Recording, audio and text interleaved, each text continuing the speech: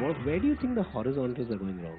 I think that they are after the GMVs of the world, and we are actually after really building the category and building the customer experience. So that's where the difference lies. And when you go after GMVs, and that's where you really screw up the unit economics as well. So that's how we are creating the growth versus unit economics in a much more, I think, optimized way, and at the same time keeping the focus of building the customer experience in the category that we are in with a laser focused approach of what we should do as an innovation, which they cannot because they are only GMV focused. I totally appreciate the answer. Now we've reached level 1. Let's go to level 2. Why are horizontals focused on GMV?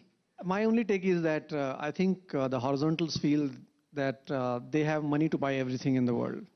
So that's why they, and their life cycle is very super duper long. Amazon is probably 20 years still probably making money from AWS, not from retail. And Indian counterparts, exactly feel the same way. So probably we will know it in 12 to 15 months or 12 to 18 months whether really that was the right strategy or not. Let me give you a simple answer on why horizontal stays GMV.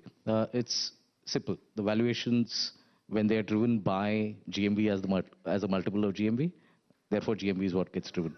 There will come a time, and I'm hoping that it will come sooner rather than later, where it's actually the earning or the income that you make which will drive valuations. So the horizontal e-com guys will say that, listen, the market we address is so much larger than you vertical guys.